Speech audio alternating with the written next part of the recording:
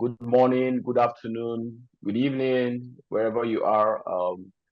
This is the Global Health Network Africa. Precisely, this meeting has been hosted by the Nigerian Center of the Global Health Network, where we focus on enabling research by sharing knowledge. Today, we'll be talking about a very, very important topic, which is advancing health research for indigenous problem solving in Africa, a quest for the missing link. It's exactly 3 minutes after 11 o'clock. This is West African time, which is also Nigerian time. And we're indeed very delighted to have you join us at this meeting. Maybe we should just do a little bit of housekeeping. You should be aware that this webinar has been recorded and will be shared on the Global Health Network Nigerian Knowledge Hub. And so you can catch up on the meeting. If you want to go and check up the meeting after, you will also probably be able to share the link of the website to anyone that you feel will benefit from the information that we'll be sharing today.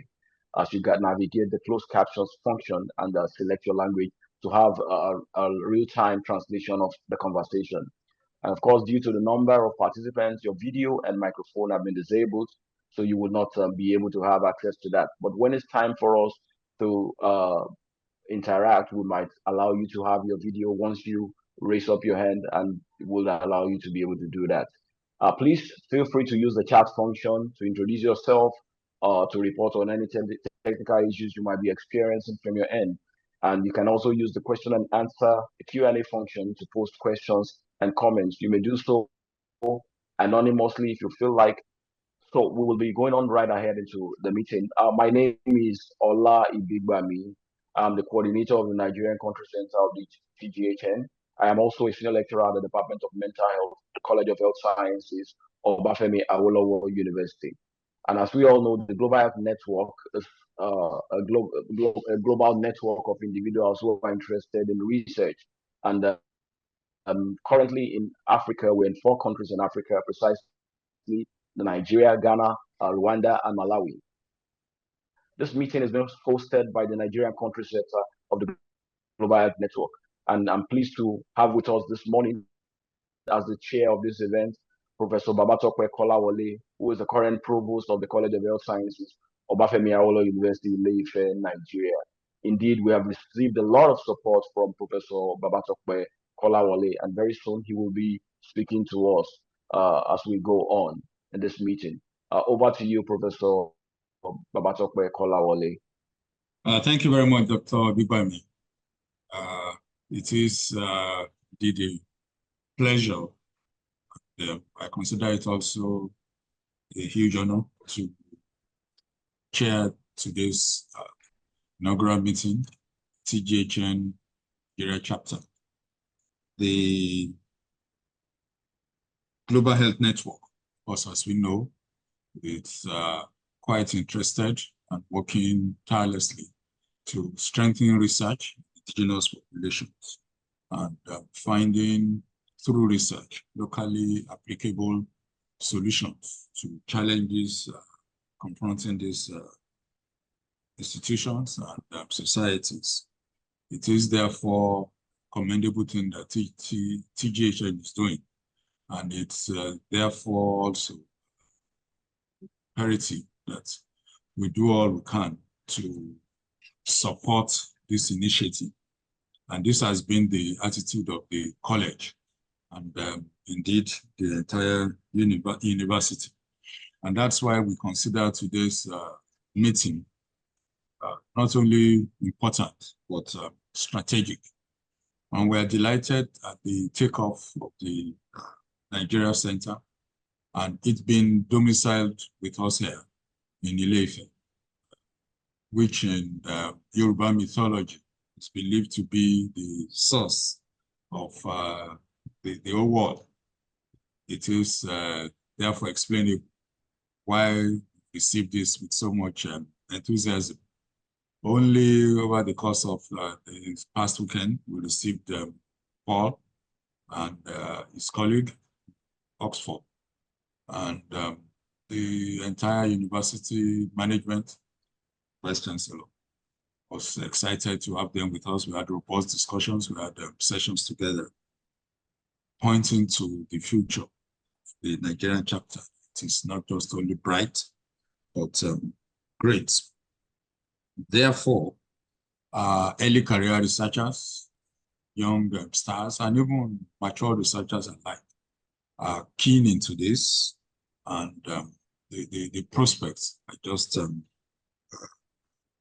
so great.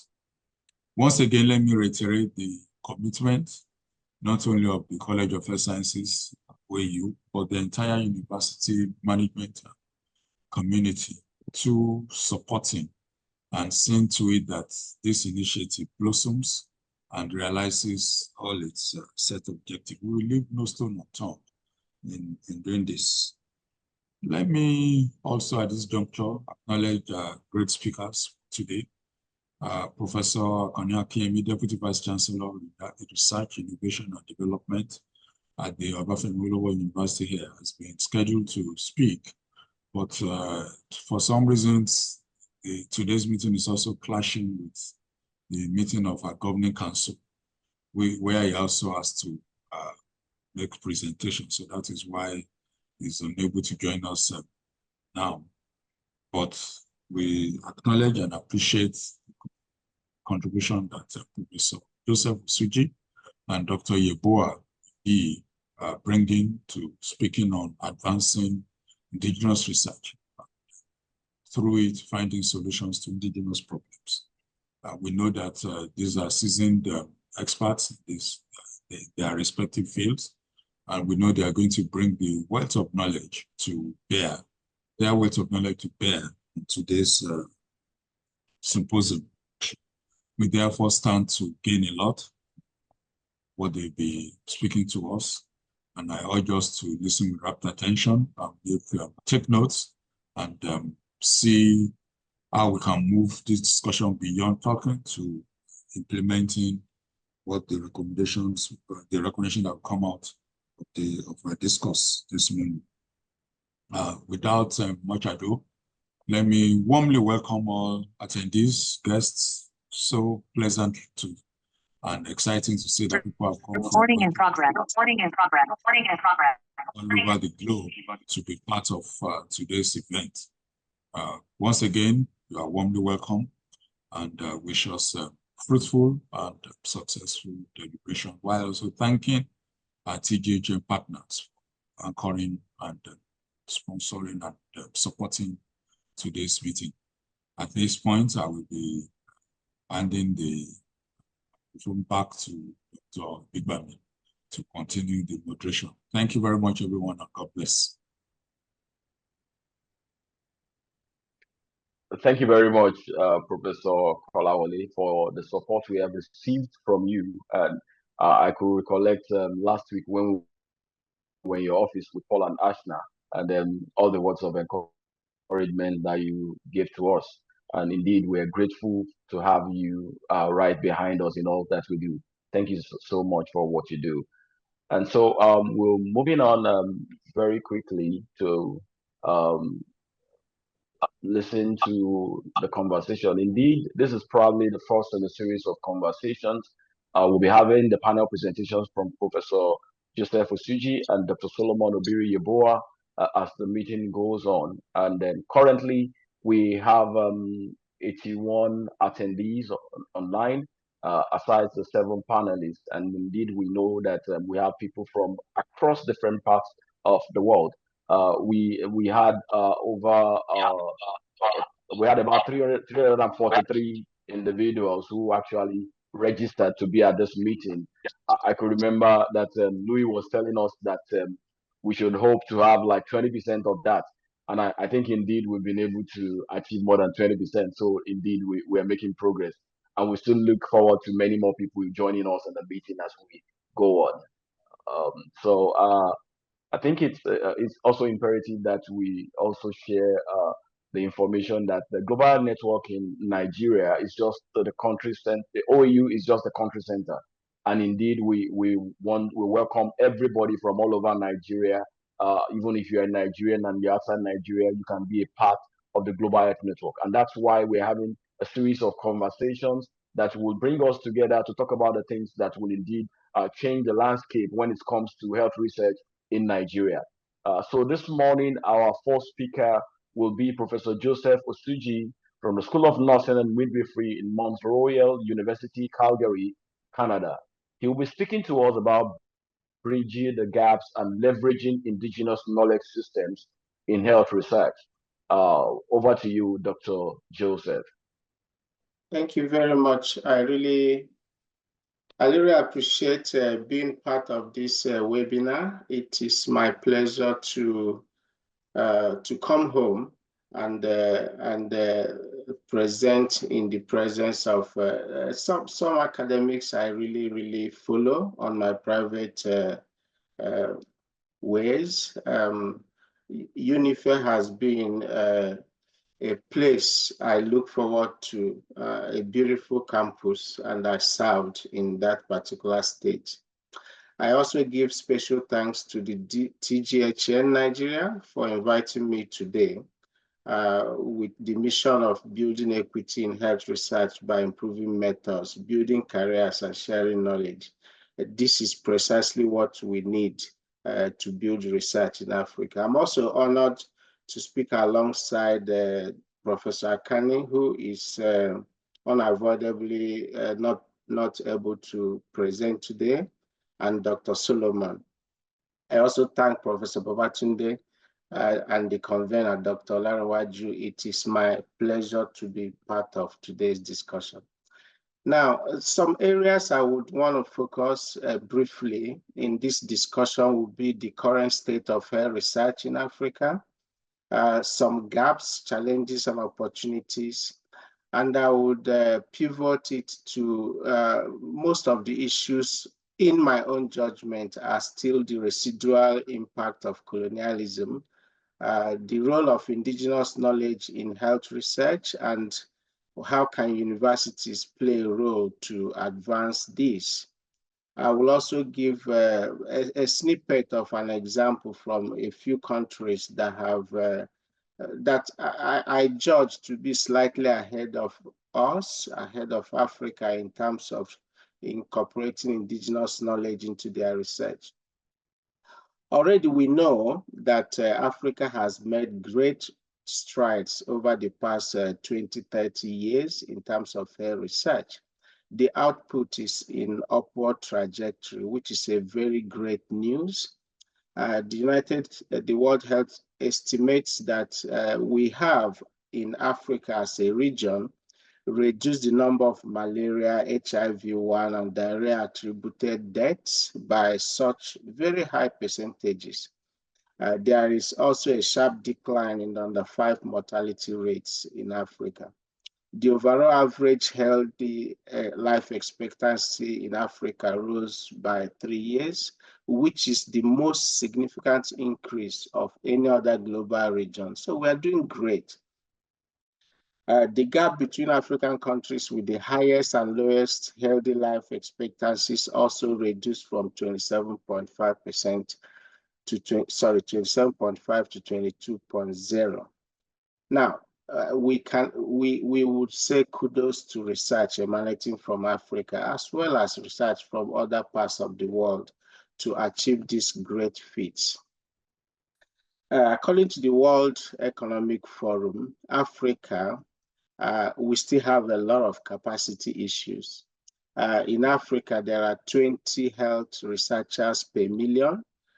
Compare this with Europe that has 246 health researchers per million.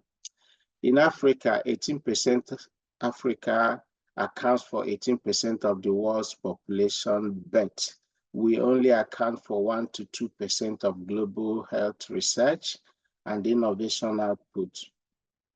According to the World Economic Forum, 2 African countries are absent from the World Intellectual Property Organization's list of the world's 20 innovative countries. Now, this kind of statistics might make somebody think that we are not doing well, but considering where we are coming from, we are actually doing very well, but we need to build capacity. And that capacity building, we need to ask ourselves a lot of questions. in order to build that capacity.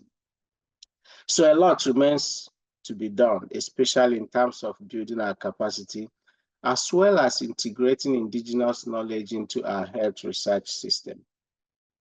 We cannot, of course, underestimate what the Global Health Network is doing out of Oxford, and the funders, Bill Gates Foundation, is doing to help us fill these gaps. An example is what is happening today. Sponsoring and supporting such webinars will really continue to push our thinking, as well as exchange ideas that would improve our status. Now, this is my own personal opinion. How did we get here? I think Africa would do well if we shake up the vestiges of colonialism. This is almost impossible to do in a generation, in a century, but we should bring it out in the open and continue to think about it. That is where I put the crux of our issues. If we follow Linda Tivo, this is a poet, he says, the ways in which scientific research is implicated in the worst excesses of colonialism remains a powerful remembered history for many of the world's colonized peoples. So Africa, we have endured the lasting effects of colonialism, but at this stage, I really question whether we are doing well in questioning and being willing to drop off some of those things that are not working well for us. And I'll give a few examples. In an essay, this essay is titled "A Discourse on Colonialism" by Aimé Fernand. This was in the early 50s. He's a French Black man. He said that we, as a colonized people, must constantly strive to reclaim our past, our history, and our culture from the grips of colonialism. Asking the question we are asking today in terms of integrating indigenous knowledge into our research system is actually an anti-colonial ask, because we have recognized that our culture, our system, our pedagogy, our epistemology is missing, or not just missing, is not accorded equal respect or equal status to the colonial methods of research.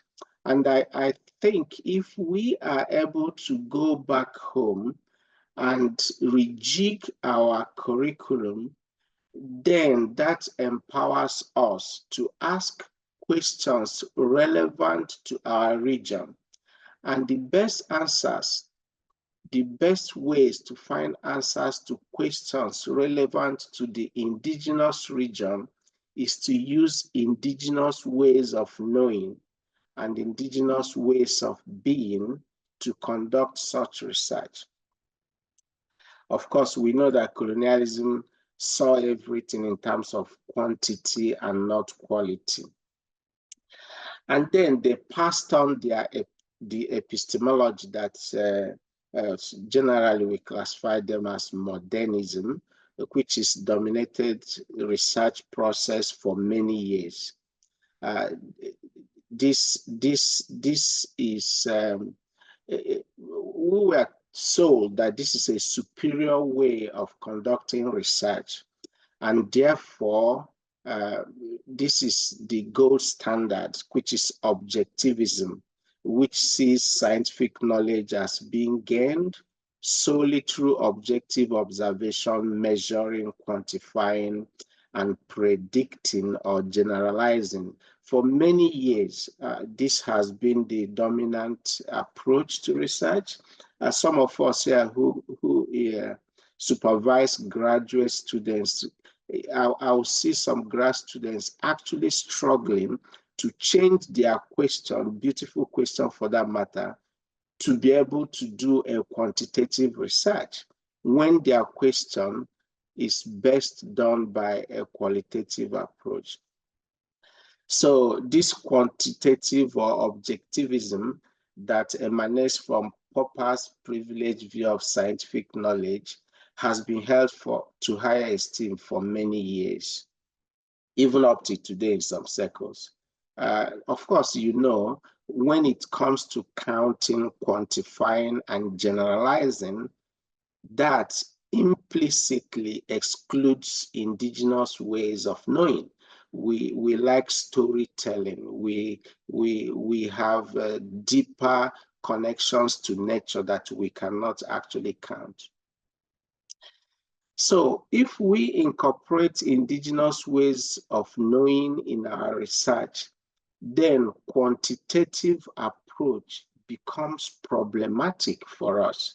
It is like putting a circle peg in a square hole, or a square peg in a circular hole. Our own system requires epistemological diversity that can be approached in multi-paradigmatic ways in terms of research. And the more we speak about this, the more we bring it to the fore, then the more possible we can incorporate such in our indigenous ways of knowing. Then over the years, there is this school of thought again that is postmodernism, which is a little more decolonized research approach because it is now flexible on quantifying. It is informed by the relativist or constructivist philosophy and the qualitative methods of research that emanate from it. This is informed by Rorty's pragmatic and pluralistic view of knowledge and proposes that the knower is interdependent with the known, and the values mediate and shape what is understood. This argues that knowledge is situated contextual, which means it has to be relevant to the local environment, and that events may shape each other in multidimensional ways. So subjectivism can be culturally relevant if we imbibe indigenous knowledge and such epistemologies together. It is holistic, it is sustainable, it has some ecological perspective, it may counteract historical marginalization and improve our relevance. It can enhance innovation and dispel myths. It is inclusive. It can be interdisciplinary. It is very decolonized, at least better than quantitative or modernism, and it can empower. But we do have a conundrum. We have a difficulty. That conundrum is the colonized intellectual presents his own dilemmas in language, in imagery, in symbols of an alien culture. So when we continue to conduct our research through a borrowed standard, we are actually struggling for an unnatural way of presenting our knowledge. This is said by a Kenyan poet, Ngugi. So when we favor the academic traditions of the West, the result is an unlevel playing field for those of us outside the West. Arguing about this, Mbembe from South Africa refers to this as the whiteness of African academia, which must be countered with an entirely different regime of desire and new approaches. This different regime of desire and new approaches is what we are discussing today. How can we incorporate indigenous knowledge into our health research, knowing fully well that this will be seen as more relevant to the African context? that will honor indigenous epistemological perspectives. It just makes sense. This argument is not difficult to make because our knowledge systems will offer holistic perspective. When we integrate our knowledge system, we will create more inclusive and effective approach to addressing global environmental challenges. Our profound understanding of our local environment that has been honored for millennia can offer valuable contributions to knowledge development. Now, beyond that dichotomy of modernism and postmodernism, there is a new force on the horizon. This new force on the horizon, which to me is mostly the most decolonized research approach, is called neo-modernism. This tends to bridge the gap between the traditional approaches, which is modernism and postmodernism, and imbibes the spirit of experimentation. It can find room there, non-adherence to dogma, desire to neutralize power, tolerance to ambiguity, as well as critical thinking. This method, this paradigm provides an open-ended view of nature and phenomena. This is where indigenous knowledge system will have the most comfortable thriving to do. It fits well to the neo-modernist paradigm and acknowledge the multiple epistemological approaches to knowledge creation and understanding of phenomena, which is our indigenous way of knowing. So what are the gaps? How is it that we acknowledge this, but we are still struggling with it? First of all is the residual effects of colonialism and our own preference to Western-centric perspectives. And I encourage us to continue to shake this off. I will talk about the role of universities and institutions to do that. We lack integrate indigenous knowledge in formal research, but this is in our hands. We do have limited funding, of course, inadequate collaboration, disregard to our knowing systems. I don't want to go specific. We know somewhere in Ife today, there might be a private school who still frowns at students speaking the local language. Why must we let this thrive? If we cannot speak our local language, how then can we study our issues that are local to us? Of course, poor infrastructure, corruption, and others. What are the missing links? So we need a holistic approach, more of the postmodern approach to research and the neo-modern approach to research. Seek out multiple paradigms, involve the community, own it. We need to own our decolonizing approach. Of course, mentorship is great. International collaborations, as we see with the Global Health Network, it will give us an original content. And when we work from an original content, then we are able to compete, to bridge the gaps.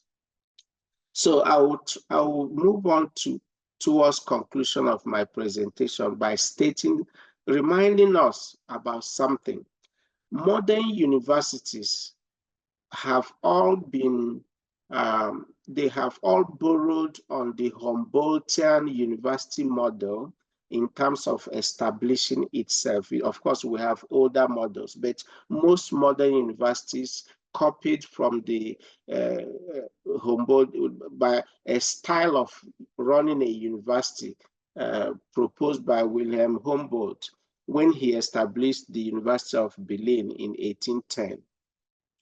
The core tenets of the Humboldtian principle is that universities are the union of Lefrenheit and Lefrenheit, which is, this is German, loosely translated to freedom to teach and freedom to conduct research. And I want to underline the freedom to conduct research. These three principles emerge from this are unity of research and teaching, academic freedom, academic autonomy and self-governance. Why did I say that? I said that because universities like University of Ife, the great citadels of learning, should be the champion for this decolonization of our curriculum and research process.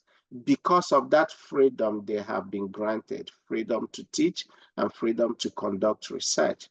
Universities should continue to set the research agenda and lead the society in intellectual debates. That also means that universities determine what the debate should be based on. And what we are talking about today is a great example of how universities can twist debates to actually make us look inwards to improve our knowledge output. Of course, we know that decolonization is very complex. It's not a straightforward thing, but at least talking about it is going to help. Some of the strategies will be building partnerships, training and capacity building, creating inclusive policies and laws and frameworks, independence, proper funding arrangements, targeted approach to research funding. Just as an example, the university can say this amount of research funding should be dedicated to people who are studying local content and who are including indigenous knowledge in their process. We should start local. So I'll just summarize with examples of where I think these things are gradually making more advancement. Many countries in the world, including South Africa, Sierra Leone, Chile, El Salvador, Rwanda, and Canada, have had this Truth and Reconciliation Commission. One major aspect of most Truth and Reconciliation Commissions across the world is to look at colonialism, impact of colonialism, as well as other things. Like in Rwanda, we had the genocide. In El Salvador, we had people who were disappearing. I think in Argentina, we also had people who were disappearing. But the bottom line for most Truth and Reconciliation Commissions was impact of colonialism on the local environment. In Canada here, the federal government actually mandates that every university should have decolonization as one of their main principles. That also means the curriculum has to be at least in the process of decolonization. What does that mean? Where in our curriculum are we talking down on races? Where in our curriculum are we talking down on the superiority of the colonizers? Where in our curriculum can we balance powers? Such questions are mandated. And if you go to every university website in Canada, there is a statement about anti-colonization and what processes the universities are taking to balance things out. One of those would be nothing for us without us. That means you cannot study an indigenous community without having a research collaboration with that community. So you cannot publish on them without having somebody from that community who is going to help you navigate the process as part of the publication team, as part of research team. There is mandatory indigenization and decolonization in the curriculum. There is equal acceptance of many ways of research. So we are no longer concentrating on objectivity. We can go from modern, postmodern, and new modern, and all of them are accorded equal relevance and equal recognition. And then you can see the research output goes up strongly.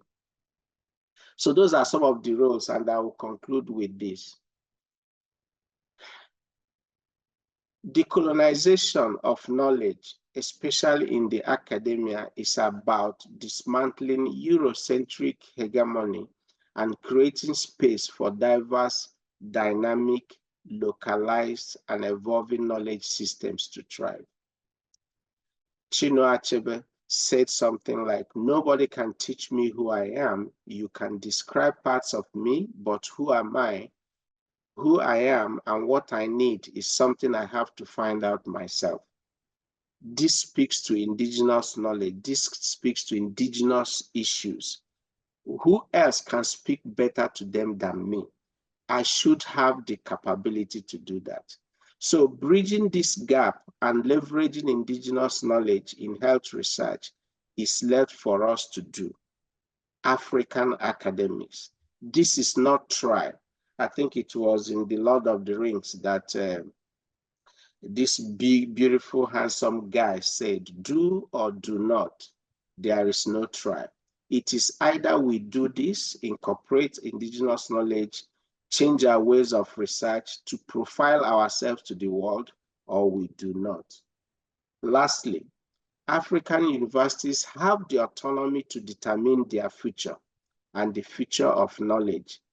They can either decolonize the academy, which means both the curriculum, pedagogy, and research, by valuing indigenous epistemologies in order to remain relevant, or we persist with the Eurocentric approaches and continue lagging behind. The choice is ours. Thank you very much for listening.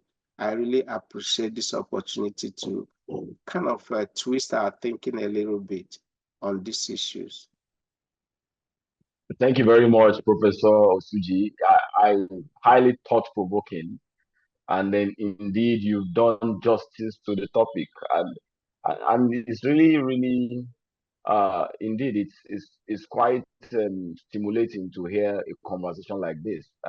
Last week we held a meeting with the Institute of Cultural Studies in Awolowo University, where they hosted us to a meeting and we talked about the cultural perspective of research collaborations with regards to health research.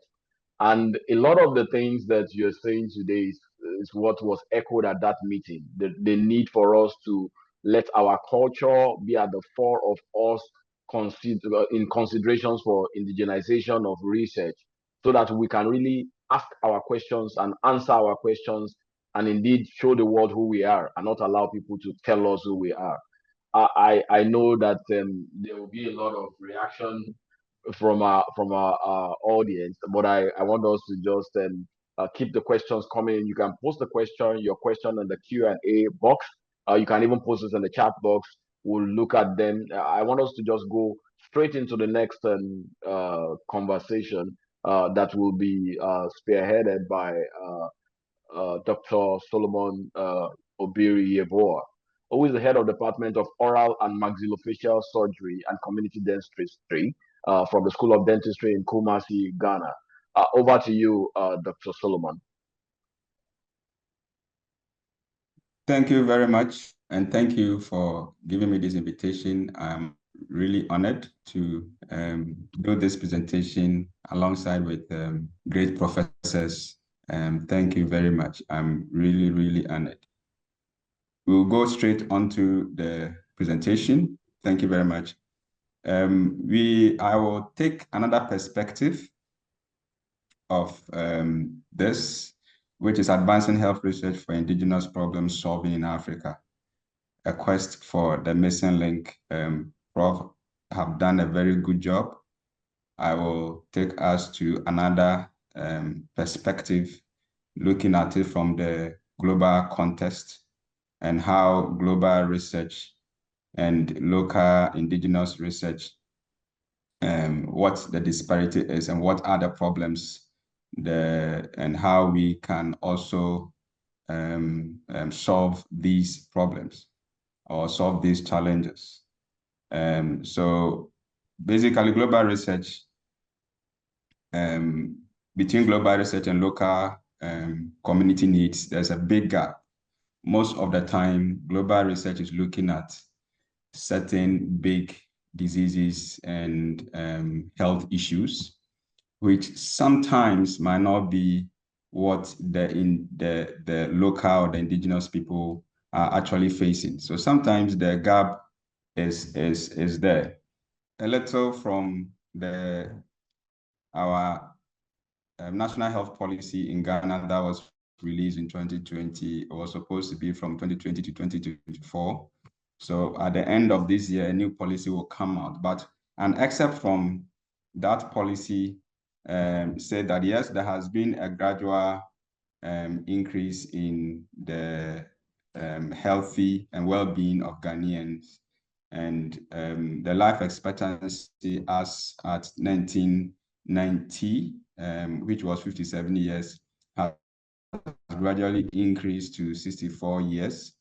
Maternal mortality 1,000 in 1990 to 3 per 1,000. And infant mortality has also reduced from 9% at age 1 and 12% to 4% and 5% respectively. And this is actually an improvement, but this improvement does not even still meet the desire or the targeted goal for the MDG 2015, which is looking at 75%. So Ghana now is also have moved to a stage where we are having a more complex burden of disease becoming. Life expectancy is increasing, and for that matter, what used to be the problem of communicable diseases and all that, now we are having more of the non-communicable diseases because people are growing and living longer. There's this kind of disparity between the age, gender, location, and socioeconomic status in the country. So, and all these things are influenced by factors such as physical environment, education, as Prof mentioned, the socioeconomic situation, and population lifestyles and demographic characteristics. A lot of things are changing among the locals. Even the food we eat, everything is changing. We are more heading and eating the Western kind of food than eating our own food. And because of that, certain diseases and sicknesses that used not to be part of us are all now coming in. Now, so the National Health Policy have these 5 objectives: to strengthen the healthcare delivery system to be resilient, to encourage the adoption of healthy lifestyles, to improve the physical environment, to improve the socioeconomic status of the population, and to ensure sustainable financing for health. You realize that there's a missing aim that needs to actually include the local people, the indigenous people. And how do we achieve even these aims? We are looking at what we call the health research, as we are talking about capacity building, and then government commitment. All this comes to play for us to be able to achieve the aims that the policy is trying to bring out. And with health research, we know that it will help us a lot. In fact, health research is the only thing that can help us to achieve every aim that we have set when it comes to health, because we need to research into the problems we have. And by researching into them, we will come out with treatment and cures. We come out with prevention of diseases, how to prevent diseases, and enhance some of the public health issues that we have. Again, the driving economic growth is one of the issues that once we strengthen the economy, the health system will also take its shape. So we need to create jobs, we need to boost the economy and attract a lot of investment. And by this, we will be able to strengthen the economy, which by way will also strengthen the health system. And when we come to knowledge, there's a need for advancing knowledge, expanding understanding. We need to foster innovations and inspire future generations. Sometimes in Africa, mentorship is a problem. Mentorship is a big problem. somebody will want to be the only one in doing this, the only person, the only professor in so and so and so. He doesn't want to train anybody to become part of that, of what he is living.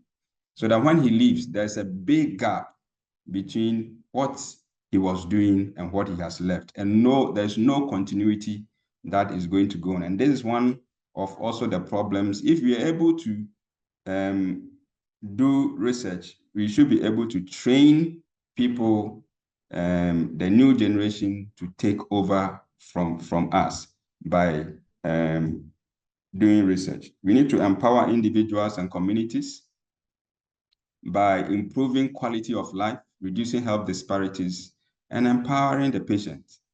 In Africa, we don't empower our patients at all. The patient comes, see the doctor, he doesn't even know. Sometimes a patient comes, you ask the patient which of the doctors saw you, and he doesn't even know the name of the patient, the name of the doctor, or the nurse who even spoke with her. All these things are not helping us. So research can go into the nitty-gritties of this and help us to achieve our aim. Even though research is supposed to do all these things, is that what we are doing? My question is, are we solving the problems? Is this what we are doing? In my own perspective, I realize that health research has been reserved for academia. Unlike elsewhere in the Western, where we have research institutions that are doing research, companies are pumping money into research, into so many things, into making drugs and other things. In Africa, that is not it. It looks like research is for academia. And even in academia, why do we do research? A lot of us, our research is just for promotion. Because there's a saying that in the university, if you don't publish, you perish. And we only do research for the sake of promoting. So most of the time, our research are even not targeted to our local problems, are not targeted to our indigenous issues. They are not targeted because we just want to do something, publish, and get our promotion and move on. After the promotion, what is next? Again, we are faced with the problem of funds. Most African countries do not have funds for research. There's no government allocation of funds for research. When you want to do a research, where do you go to? Do we have funds? Most of the grants that we are receiving in Africa for research are coming from the Western world, or America or US or China or Japan, Netherlands, whatever. That is where most of the grants are coming from. Do we have anything local that can solve our own problems?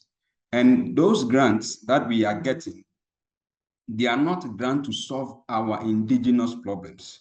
They are grants to achieve what they want to achieve. So they will give you specifications. This grant is for malaria research. This grant is for hypertension research. This grant is for injury research. So we do not have the autonomy to decide what we want to do by getting the indigenous problems out and solving them by research. Because most of these funds are coming from elsewhere and they tell us what to use them for. Again, we have implementation of outcomes problems. There are a lot of research that people have done that are still sitting in their offices. A lot of research, people have come out with great ideas. They are sitting out still in their offices, in their shelves, and dust is covering them. How do we implement all these good ideas? where do you send these informations to for it to help make policies and advance the health system in the nation? So how can we solve all these problems that, in my perspective, I have enumerated? We need to look at research that is targeted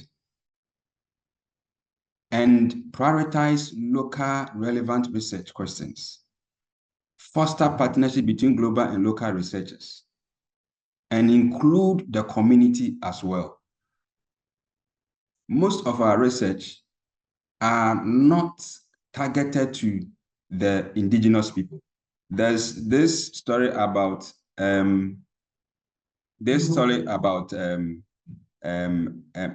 philanthropist who went to a village and realized that the women in the village travel a long distance to fetch water.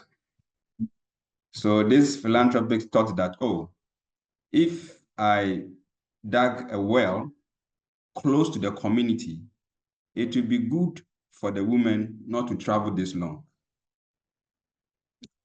He dug the first well, and in a week's time, he returns and the well was filled up. He didn't ask what the problem is. He dug the second one. When he came, it was filled up. The third one, before he dug, he inquired and said, I have dug 2 wells. Why is it that you keep filling that? And the women of the town or the community told him that in our homes, we do not have time to meet and chat because our husband do not allow us to go out. So the only time we as women can have time to chat and laugh and talk about women things, ladies things, is when we are going to fetch water. So if you dug the well close to the community, you will still deprive us from having our women's chat. You will still deprive us of having our freedom of moving and talking and chatting amongst ourselves. So that's why we prefer going to the river far away from here. What it means is that he did not involve the local people. There was no participation of the local people, the indigenous people. So in our research, we should look at what is the target of the research and how can we involve the local people to bring out, get the indigenous knowledge, get their problems so that our research can be well targeted to solve some of these issues. Otherwise, we will do everything we think is the best, but we are not solving the problem. Again, cultural relevant to research. I think Prof has spoken about this. And we need to contextualize research, adapt questions and methodologies to reflect local communities, cultural and social economic context. So like he said, most of us are interested in quantitative research. We, instead of going into the qualitative research to ask questions, to interview people, to get to know what the problem and whatever is going on, to be able to ascertain the actual problems and bring out solutions to them, we prefer doing our calculations, sitting in our offices and doing our calculations and then presenting as a result, all because of the problem I stated in my problems as issues, where we are only interested for now to publish and get our promotions. And then even when we publish the results, we don't use them. We need to utilize indigenous knowledge. We need to integrate traditional knowledge and practices into research framework to enhance relevance and acceptance. So if you go, even you go to a community and you do a research, you have done a very good research. If you do not involve the community people, if you do not involve the local people, after the research, if you want to go and implement the results, they will not accept because they will see it as foreign to them. But if you go to them, get their knowledge, how they go about things, how they do their things, and after the research, you get a result. You'll be able to use that traditional knowledge and the practices to effect your results. And I think this is something that we need to look at. Yes, collaborative partnership is one of the ways. We need to build alliances and also build capacity. We need to invest in training local researchers and health professionals to lead to lead what will address the community needs. So there's the need for capacity building. Africans, we should change our perspective and our mindset and begin to train more and more people to take over from us when even we are still alive. So that you can sit behind and enjoy and say, look at this, my son, look at this, my daughter. This is what he is doing. They come out and you are happy, you are proud. And most of students and master students and PhD students get grants and move outside the country to the Western world. Why? Because a professor there have a grant that has given that child, that student a scholarship to do research and to solve problems. How many of this do we have in our universities? How many of this do we have in our countries? How many professors in our universities have grants that is training the next generation? We should have a second look at that. The fourth thing is flexible funding mechanisms. We need to tailor funding. And we need to seek for more sponsorships from agencies, especially local agencies. We need to, I think it's about time that certain companies,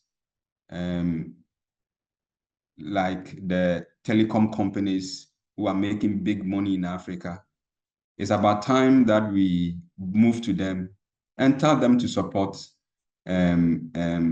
research that will solve our own problems.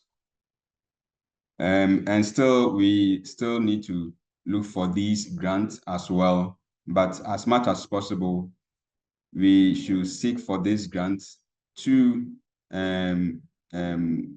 target our local problems so that we can solve our own problems with the grants that we have. There's also the feedback mechanism that needs to be strengthened. Regular communications. As I said in my story, what feedback do you receive from the research that you do, the people that you, the communities that you engage in your research? What feedback do you get from them? So whilst you are doing the research, it's important to go around it and get informations. If the man, when the man was digging the well, if he had gone to see and have feedback from the women in the town, because these are the people you are trying to solve their issues, but he did not include them. If he had gone back to get feedback from them, he wouldn't have spent more money to dig another well to be wasted. So it's very important that even during our research, we must look for feedbacks and regular communicate with the people that we are looking at. And again, adaptive research, allow research projects to adapt based on community feedback and emerging needs. Our research should be targeted. It should be targeted. And then we should prioritize our research that translates findings into practical applications that can be implemented in the local setting. as I said in my problem listening, implementation is one of the issues, and therefore we must turn and focus on implementation science, how to implement the research that we do, the results that we receive. How do we implement these? And by so doing, we also evaluate the impact of what we have put out there as the results, the research outcome. Our research must also influence policy. It must influence policy. We must do research that can influence policy that will reflect local needs and incorporate the findings into community-based research. I mean, it should be something that after doing it, you yourself going back can see the changes that have come in the community, in the local setting. In the local setting, it is very important. And we need to also engage policymakers, because whatever we do, we need their support.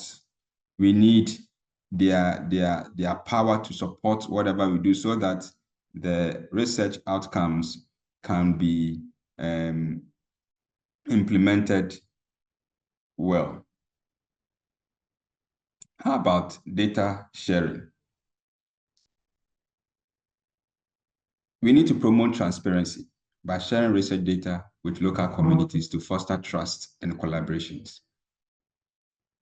Most of the time, you go to a community, you collect the data, you don't go back to the community to even let them know what the data you collected is all about, what you got out from the research. So it is important that we be so transparent in sharing our research data with the local communities, and also make sure that the local health data is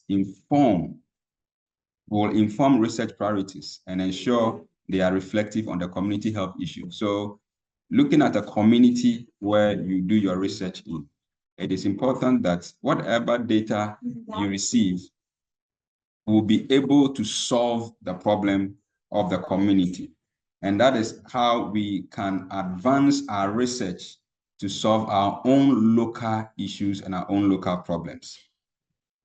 In conclusion, all I will say is that by implementing these strategies, health research can become more relevant and effective in addressing the specific needs of the local communities, the indigenous people, ultimately leading to improve the health outcomes. In essence, health research is an investment in the future. It improves lives, strengthens economies, and drives human progress.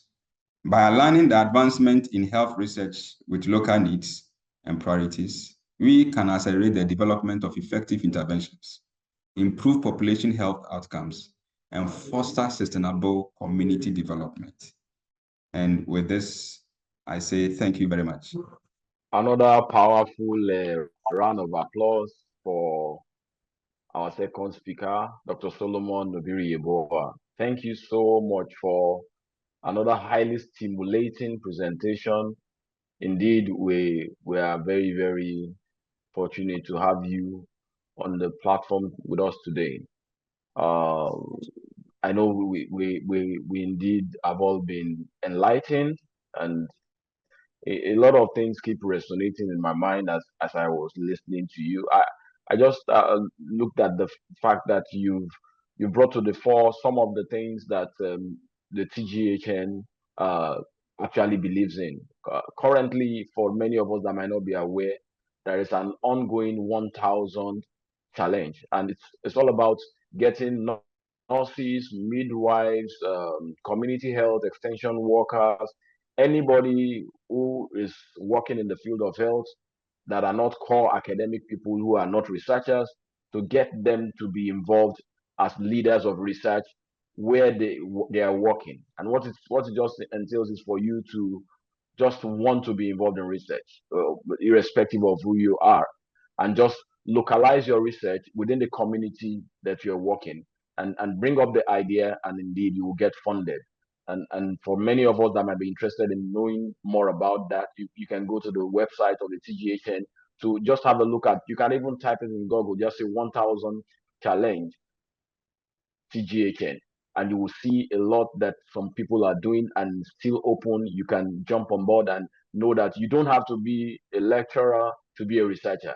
You just have to be someone who's interested in changing where you are by answering questions that are pertinent to your community to be able to get the best from these opportunities therein. And so I would just want us to move on quickly to get reactions and comments from people. So what you just do is just raise your hand. I would probably call on you. I want us to probably look at some of the questions that are in the chat box.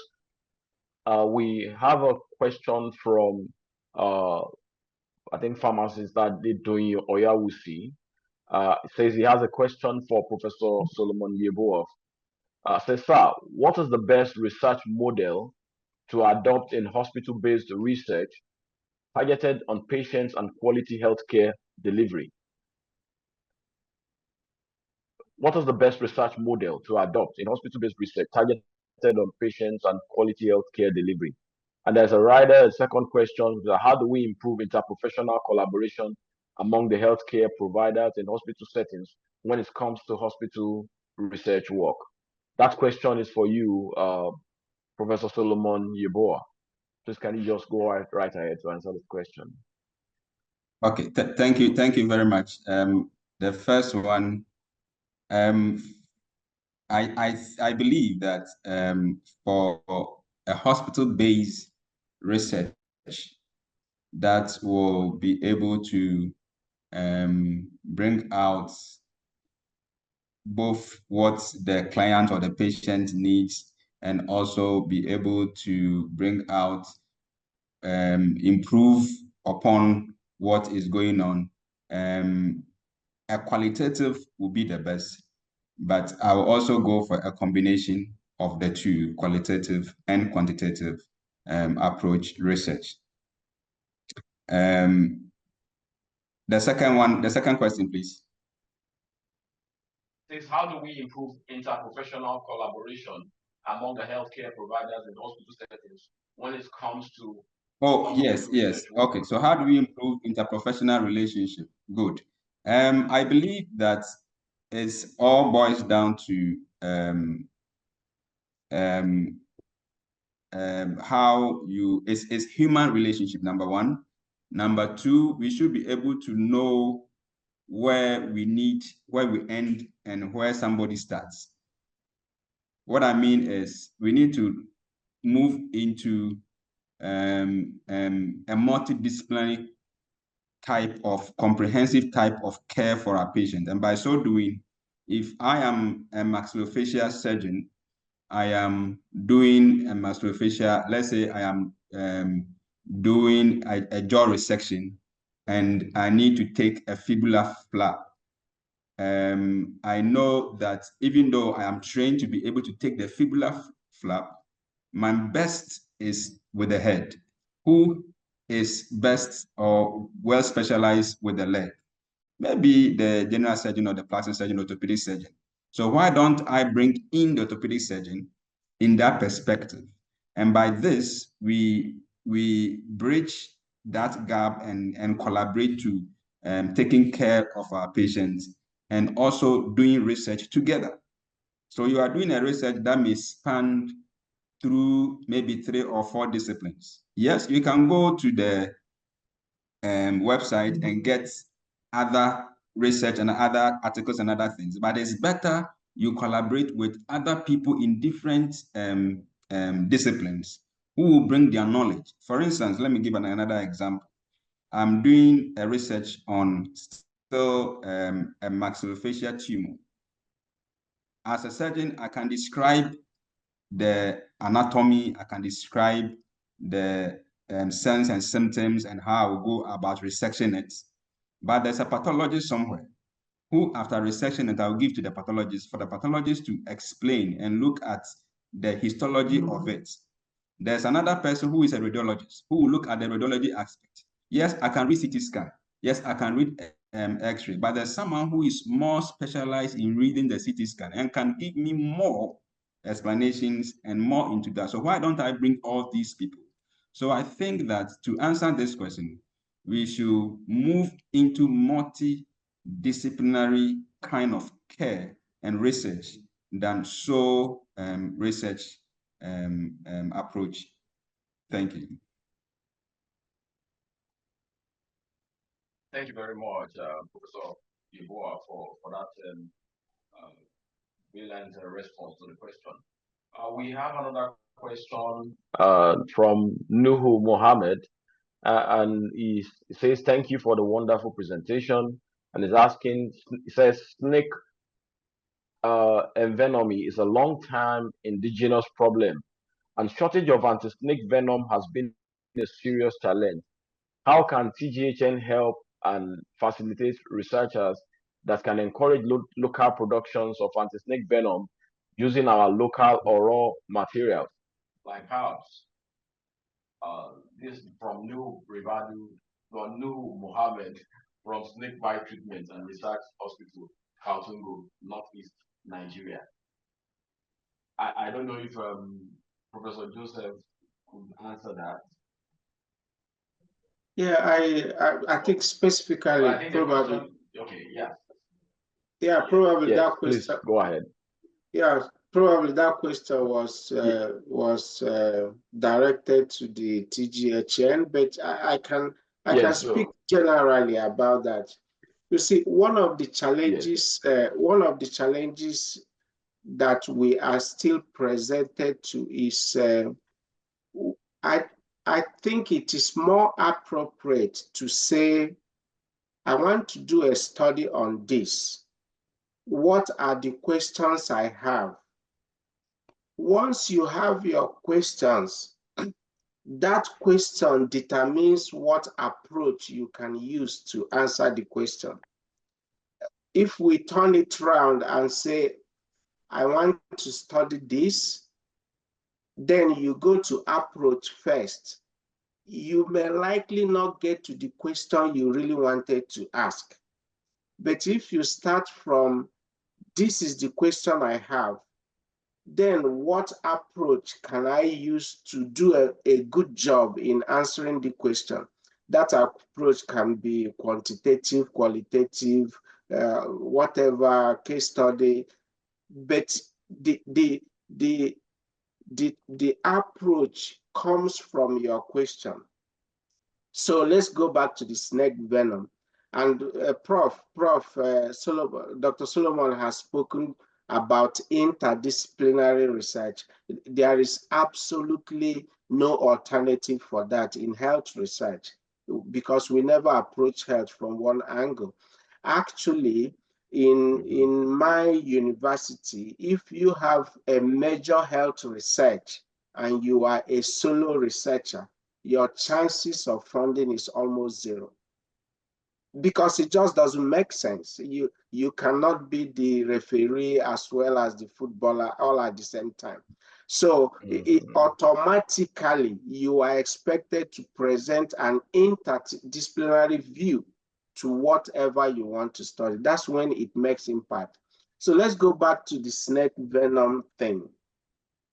Many times we might also assume that our local herbs are not going to receive the quality review it is supposed to receive from funders. You will never know until you try. You will just never know until you try. And recently, even funders are now willing to fund whatever, in health, we have always found that placebo effect.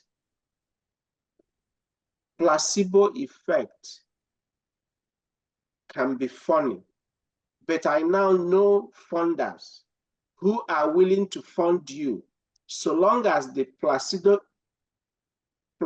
effect can have a positive impact on the patient. Think about it very well. So if somebody has cancer and you give them a sugar pill, and that sugar pill actually improves their quality of life for the next 5 years and gives them a better life for the next 5 to 10 years, who are you to question, or who are you to say that that effect is not real because you gave a placebo pill or because you gave a sugar pill? This might be confusing, but think about it very well. I think it was in 2002 or 2012. Orthopedic surgeons actually tested the placebo effect on knee surgery. So people who were not even mobile came for knee surgery. This is a lot of numbers. So they did real knee surgery on half, did open and close on the remaining half, and followed them over the next 5 years. Actually, the people who received real knee surgery had benefit. The people who received fake knee surgery also had benefit.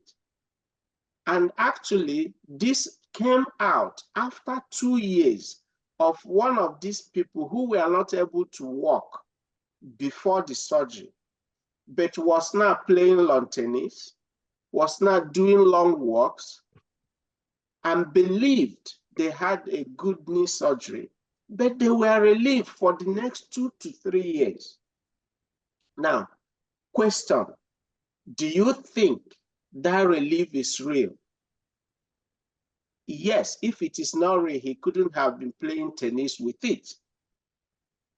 Is it that we are putting too much weight on our knowledge of the human anatomy and physiology? Because individual healings actually come from them.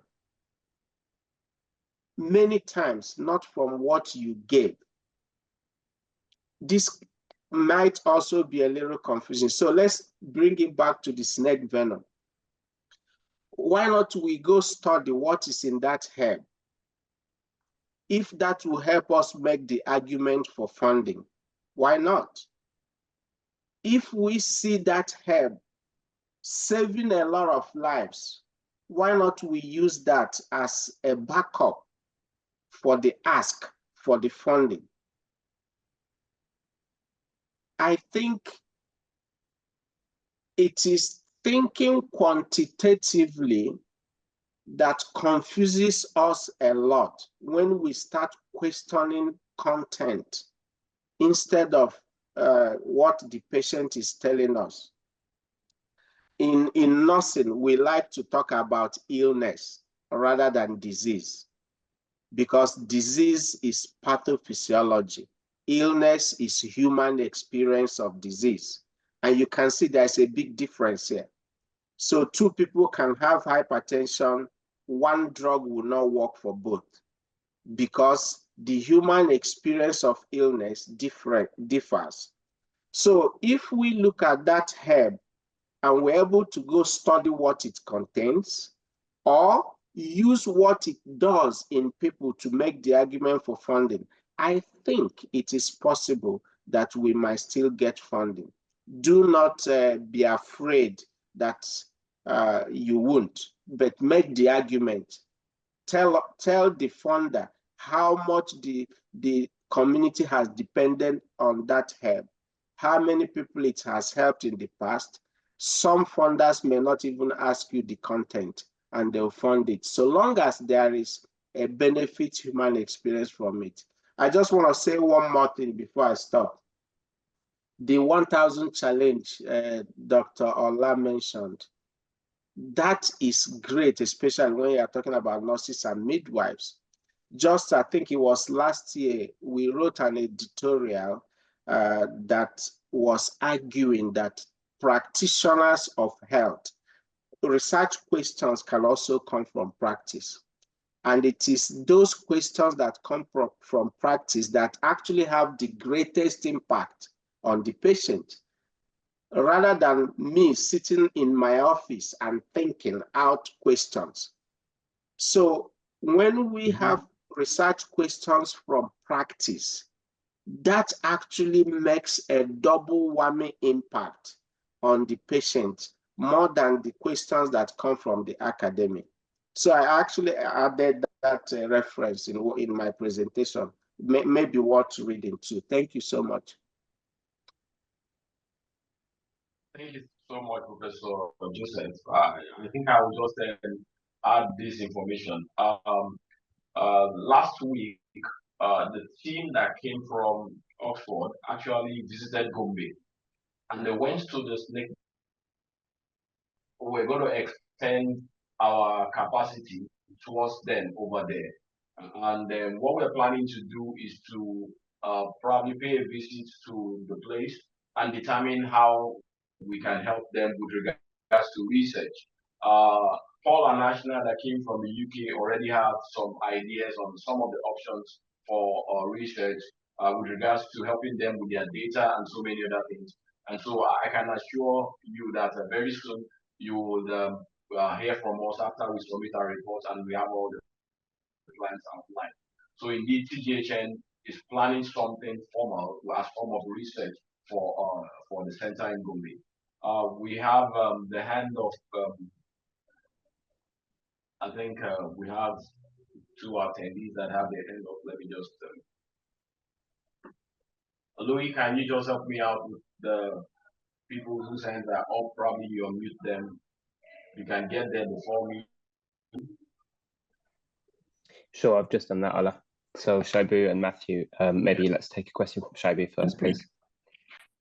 Yeah, thank you. Professor Shaibu Bello, I'm the immediate past provost of the College of Health Science, Usman Danfodio, University of Sokoto, and I graduated from Ife. Now, I've had in all these discussions a lot of things that have come across over many situations. Now, one of them is on the issue of medical research in Africa are in the offices and they are not implemented. The outcomes are not implemented. I've always argued that it's a systemic problem. Now, there's a difference between research for knowledge and the research for development. The requirement to take a research outcome to development is quite different from publication.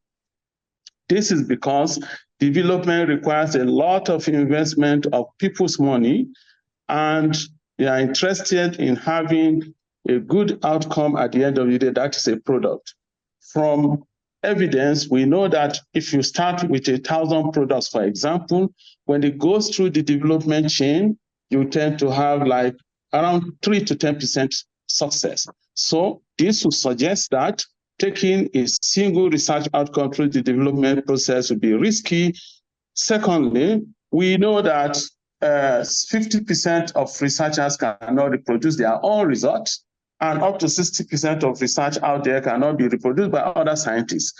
This is the nature of research. It doesn't necessarily mean that they are fabricated. It's the nature of the uncertainty and the randomness of results. Therefore, for you to take a product to development, there's a lot of questions and a lot of things to answer.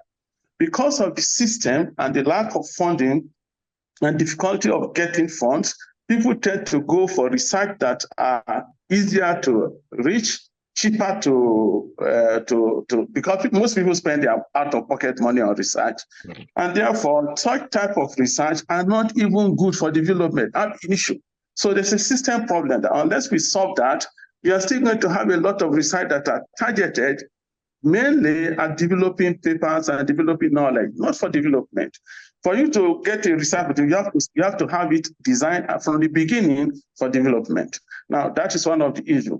Another thing I've had in this question is this place that we should ask our question and answer our questions, but are our questions unique? Now, if our questions are not unique, what we need to do is to ask our questions all right, but we need to know whether the answers are already there and we can get people to look at the answers with us, and then we try to answer our questions, putting in what is already known. Now, when we come to indigenization of research, is it integration or indigenization? Now, integration will mean that we look at what is good and what we good that we have, and then we see how we can develop a joint platform where you can have the benefit of both. For example, when our people say they have a herb for treating diabetes or for treating hypertension, now when we try to verify them, what do? We go and measure the BP and see whether these herbs change BP. But our people did not tell you they were checking BP. They don't check BP. So what do they mean by their own hypertension? When they say diabetes, do they check blood sugar? Now, suppose what is perturbed in the system is not blood sugar or BP, but to increase the resilience of the body for the secondary effect of these things, given that they still exist. That would still be a good thing to use in therapeutics. So what we could do is to try this herb if they are safe, and then go to the outcome straight. Does it increase the well-being? Does it increase the status of the patient? Does the patient make feel well? If it's so, then we now find out what does the herb perturb in the body. Instead of losing the system in translation, because they said it's for hypertension, it must reduce the BP necessarily. But they never claimed that. So if we try to harmonize these two, all right, we still need evidence that things work. Otherwise, everybody will claim everything. But how do we develop this evidence? Do we necessarily have to use the system of the colonialists, or do we develop our own system, giving our claims and see how we can come out with a result? These are some of the insights I intend to project. There's a lot of them. It's a very complex situation that I need to sit down and work out case by case and see how you can optimize the outcome. Thank you. Thank you very much, Professor Bello. I know that indeed you brought in another perspective to it, and what just came to my mind is when we're talking of implementation and implementation science and indigenization of research, are we not saying is it possible that we're saying the two of them are actually at variance? Because when you are saying let's implement what has been done, what is proven by systematic review to be correct, we're bringing it down. But we're now saying indigenization is what we want to do based on what we have here and what the resources and based on what we understand as our problem. Are the two not going to be at loggerheads? Professor Solomon, I don't know if you can attempt to help us maintain a balance between the two. Is indigenization not at variance to what we want to do when we're talking of implementation science? Thank you, Prof. I think the insights were very great. Thank you very much. I think that for currently there's a missing link, but what can be done is, I mean, they can go hand in hand. Before you get the results, how do you go about doing the research? So if you are bringing in indigenous knowledge, indigenous perspective, do you add that to your research questions, how you go about doing the research? Then once you do that, you'll be able to get a result that will be able to implement it vis-a-vis what is happening in the system. So you trying to bring the two together, and that's where we can bridge that gap, making sure that we involve the local people from the start of the research, even coming out with a question, like Prof. Osuji said.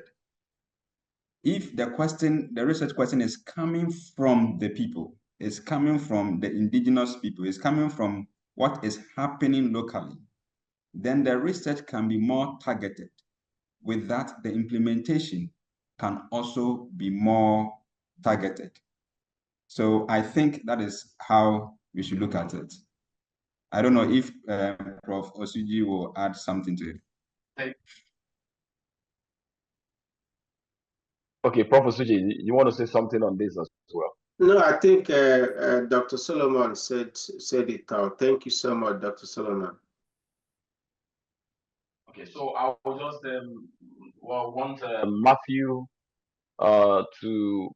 Abubakar. Please kindly unmute yourself and then ask your question. Thank you. Good afternoon. Matthew Abubakar Garba. Yes. Good afternoon. Thank you.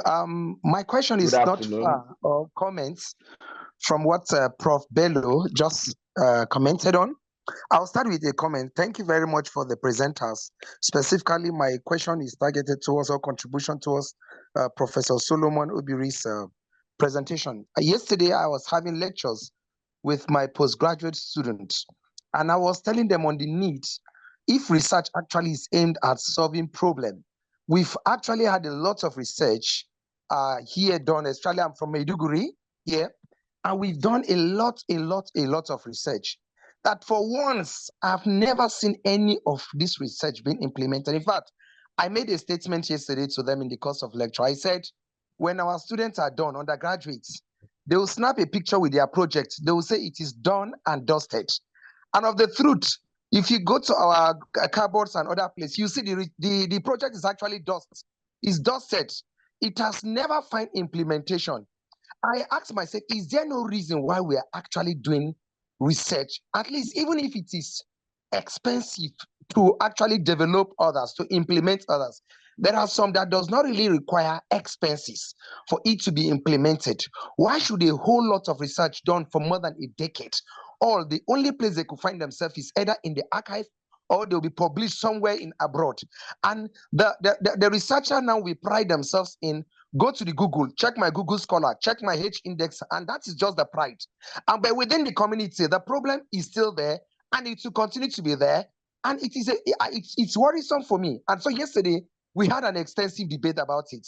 So when I saw the webinar for today, for me, most times there are so many webinars I don't really want to attend.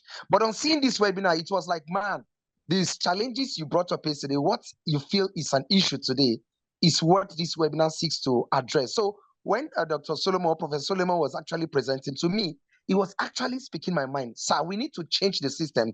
The dynamic has to change. If implementing other research will be quite expensive because there is no reproducibility of results, there are others that can be reproduced, no matter how little it is. I challenged them yesterday. I told them, see, it is not the expenses, it is not the bogus nature of your research, but it is that a research is aimed at solving a problem. And let it be so. Let researchers, let institutions know that. Otherwise, we will be irrelevant, because all we know is we publish on the internet, and the local community from where we took data from have no feedback. E.g., I did a research at Ashaka Cement in Nigeria. I collected data, and because I noticed a problem even on the internet, on going to get my data, I actually did that in conjunction with people from the community. I collected my data. I did this research. I even went to as far as Ghana to do my analysis. Now, after passing through this rigor, I informed Ashaka when I was done with my PhD. I said, okay, the data I collected from your factory and your place where you get your energy, your coal mine, and the community around that place, I've done the analysis. I'm done with my PhD. Can you give me an opportunity to come and present this result either to you or to the community? Sir, I want to tell you that all effort to get the attention of this has proven abortive. So I asked myself, why the waste of all this in research, publication, and that is where it ends? To me, it is not making sense. Something has to be done. A new narrative has to be created. Thank you very much. And I hope my question is understood. I don't know if Professor Osuji, would you like to respond to what he said? Yeah, I think that this is the import of what TGHN is doing is to raise this type of questions. And of course, in academia, we know that the questions are more important than the answers.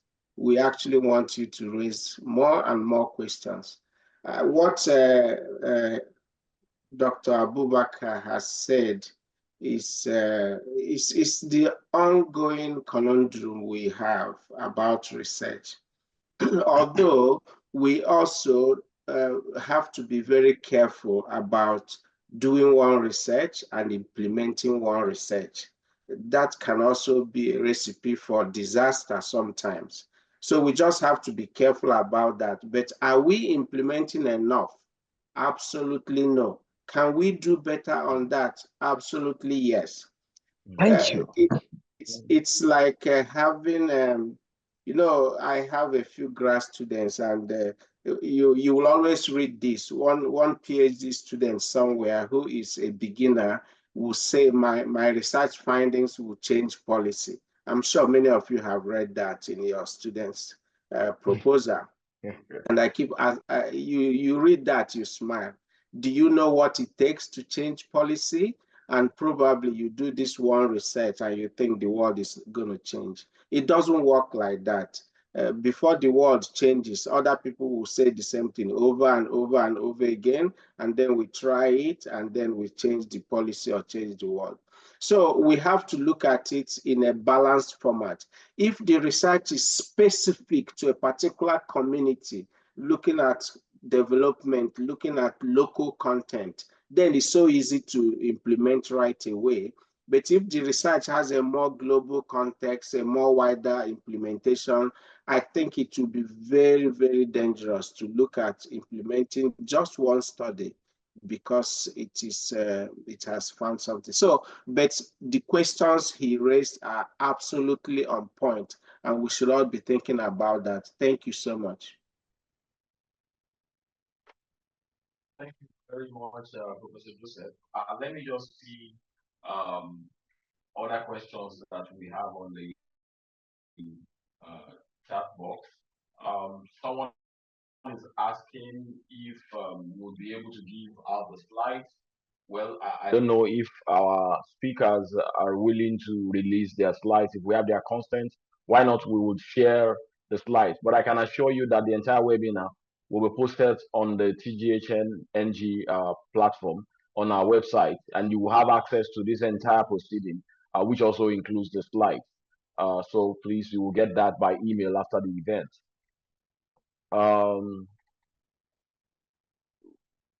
I'm just trying to see if we have some questions that we might need to address. Someone says, this is from Fatai Badru. Okay, it is ideal to appropriate indigenous knowledge, but with many scholars in academia, schools in foreign countries, few local and national texts, how long will it take to decolonize to get the best of the curricula and human resources in our community? Many scholars in academia, schools in foreign countries, and few local and national contexts. How long will it take to decolonize to get the best of the curriculum and human resources in our community? Professor Joseph, can you just then answer that question with regards to decolonizing? Yes. Thank you so much. Thank you. That is a very, very, very great question. I'm thinking that the goal here is not decolonize. The goal is to get in the journey of decolonization. If we look at it very well, we really have been dealt a bad hand by colonization. You know, we've lost many languages, we've lost many traditions, we've lost many cultural contexts. And this happened over centuries. So I don't think the goal here is to go back to how we used to be in the 18th century or 17th century. The goal here is to start questioning these things we accept without question. The more we question it, the more we actually find out. I'll give one example. In Canada today, if we want to do a graduation ceremony, we actually do two. One for the students from indigenous communities, and one for the entire student. You know why? In the Yoruba culture, there is a way we celebrate big achievements. Why did we lose that when people get their PhD? Why can't we celebrate the same way the culture will identify that, whoa, somebody who has gone through this ceremony, it means they have achieved something wonderful. But we swallow the robe and the gown and that's it. But these are not just religious relics, these are just borrowed culture. We have no idea the origin, but because it was handed down on us, we don't question it. Why can't an Igbo man who is celebrating graduation wear Isiagu and the red cap with some feather on it? Because that is a mark of celebration and achievement. So decolonization is not about the end point, it's about the journey. And I also want to add, most of those professors who schooled outside, to me, are actually better proponents of decolonization from their own experience abroad. That might actually be a positive to go out there, see what's going on and say, whoa, this is completely different from how I see it. And we make the argument. So decolonization is a process. What bothers me is there is no Nigerian university that has decolonization on their website. I actually searched. But this kind of debate can only start from the universities. If we wait for the politicians, they won't. It is the university that will say, it's time for us to start talking about this. And just talking about it for now is enough. Thank you. Thank you very much, Professor Osuji. There's another question for you. This is from Madu Ihe-Koronye. He says, yes, we would like to incorporate indigenous approaches to our health research. How can we improve quality assurance and measurable or replicable metrics in indigenous qualitative aspects of health research in Africa? Yeah, how can we improve quality assurance and measurable or replicable metrics? I think the quality, yeah, thank you so much. Thank you for that question. The quality assurance part is easy because we understand it when we want to improve quality. And quality assurance is mainly not research. We can say, this is what we are getting. How can we do things better? I think we do that enough in Africa, in indigenous communities. We've been doing this way. How can we improve? We don't need ethics for that. We don't need the research process for quality assurance. But the second question is where my brain is going. When you say measurable and replicable metrics, that in itself is the language of the colonizer. Why must it be measurable? Why must it be replicable? Does it mean that my experience doesn't count? You know very well that in most indigenous communities, we run an oral tradition. The Yorubas use stories of warriors, stories of folklore to teach children. Are we saying that telling a grandfather telling their grandchildren stories that has a lot of moral connotations, are we saying that does not count? That was how these children were brought up. And it means a lot to them when they face similar life circumstances in the future and they remember the story of their grandfather. It could be the tortoise, it could be the lion, it could be the antelope. But there is a lot of moral stories on it. But we were told this is soft science. This doesn't count unless we can count it, unless we can measure it. How do we measure that? So I think actually questioning the language is a good starting point. Why must it be measurable to have impact? I question that. It could have impact without measurability, and we must be open to that. So neo-modernism, which is the amalgamation of modernism and postmodernism, qualitative and quantitative, doesn't matter what the method is. What it matters is there is audit process, there is clear scientific goal, and there is ability to understand what was done. The impact will happen. That's kind of the way I look at it. Thank you. There are lots of appreciations on the chat group. So many people indeed have been elated at what we're hearing. Fatai Bagu says, this is mind-blowing and thought-provoking.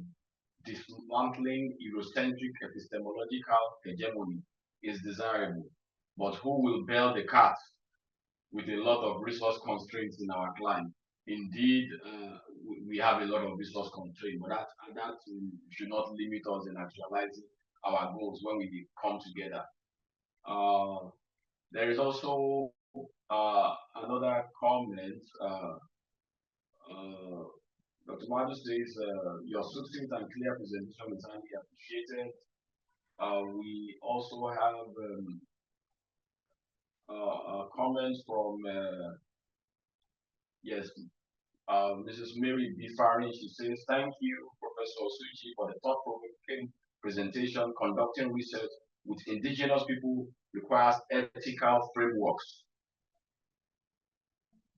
practical considerations, and examples of promising practices to ensure it is a safe and beneficial process. Thank you very much, Ma, for that comment.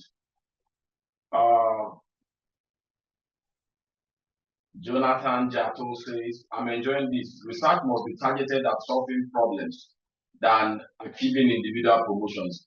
Everyone must learn to do research in their fields other than relying solely on academics. Thank you very much for that comment. Then there's another question. Professor Osuji, the general underdevelopment of health systems in Africa often mean there is poor funding. How do I convince funders to put their monies behind research ideas that adopt indigenous approaches? Serious question to consider. Yeah, that's a very serious. How do I convince funders? Yeah, that is a very serious question. But actually, but we understand that majority of research fund that happens in Africa comes from abroad, just like Dr. Solomon mentioned. We appreciate that. We do appreciate the support we get from abroad. But my question is this: with all the money, with all the resources Africa has, how is it that we cannot influence the establishment of funding agencies? This could be tax funded from tax collected from telecom companies, as Dr. Solomon mentioned. It could be funded by tax from multinational companies. But what it will do is it will have, because you know that who plays the pipe, who funds the pipe dictates the tune. The foreign funders will come with their money and they will tell you what to do with it. And you got no choice, you have to accept. That is not good. And that is actually colonization in its worst impact. If I cannot have you to obey me, then I will dangle a carrot before you so that you must obey me. Why shouldn't we question that too? If you want to fund research, we have a research funding agency. Every university has a research office. Send that money to that research office. Let the research office, local, dictate the tune, dictate the areas we need to work on, and then let the money go to those areas that will have local application. Instead of telling me, if you want this money, you must do it this way. So it's a complex discourse, it's a complex discussion, but we are starting to make that discussion and we must not give up. we must continue to do that. Thank you. Thank you very much, Professor Joseph. We have a lot. We have a comment here from Fatai Badu, but I'm looking at the time. We have just 5 minutes to go on this call, so that let me see if there are pertinent questions. I'm so sorry if I miss out your question. I'm doing a lot of rushing, and okay, Louis has posted a link to the 1000 challenge, so you can check the chat box for that link and visit that link. Matthew Abubakar, thank you for your comments. Yes, sir. Adeyemi, Hanan, Oiloye, quite a number of people. I'm trying to see if I have a quick question before we go. Thank you for your comments. Olatubosun, Collins. Yes, yes, I don't know. There is this comment from Atinuke Ajani. Thank you for the discussion. Very interesting perspective and issues have been raised and addressed. My contribution to the discourse is that promoting independence in research is essential for advancing locally relevant knowledge. Encouraging researchers to publish in local journals and enhancing the quality and visibility of these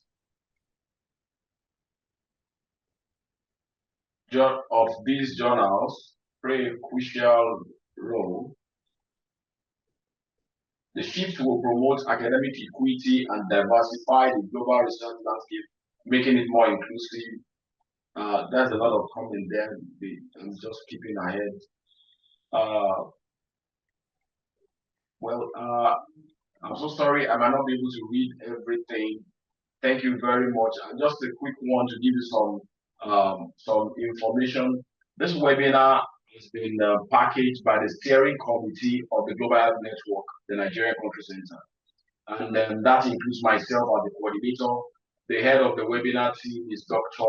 Raphael Azuka Jokamba, who's been assisted by Dr. Dolapo Omoyola. We also have Dr. Abiodun Ajigbe, Dr. Oluyemisi Olaguju, Dr. Sunday Ayamolo. We have Dr. Titles, Rachel Titles, Dr. Madu Ihekoroye, Dr. Atinuke Ajani. I don't think I missed out anyone.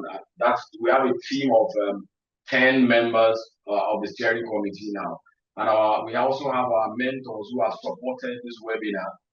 That includes the executive director of the Central Office of Research, Professor Burenike Upong, who also stands in place as one of our mentors in the TGHN Nigeria Country Center.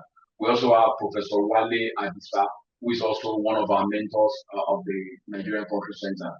Unfortunately, we have Pius Ohemu, who is not able to be with us fully on this call, and we also appreciate the support we have received.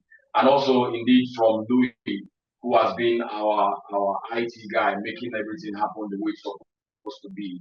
I want to use this opportunity to appreciate Professor Joseph Osuji. Please, you can just clap your hand for Professor Osuji wherever you are. You can send him your claps even and raise your hands and appreciate him for the wonderful presentation. We also appreciate Professor Solomon Obiri-Yeboah. God bless you both. And of course, my boss, who is the chair of this event, Professor Babatope, Kolawole. We thank you so much for being here with us all through the sessions for the wonderful opening that we've received. We indeed are grateful and we appreciate you. One of our speakers, Professor Akoni Akiyemi, could not join us because of the ongoing council meeting in OAU. But he extends his support and, of course, his best wishes to all of us. And to bring this meeting to a close, it's already 1 o'clock on the hour. We appreciate everybody. I'm so sorry if I didn't mention your name. We're looking forward to having another meeting. And one of the feedbacks we got was that we had only men today. But I can assure you our next meeting, we're going to have only women.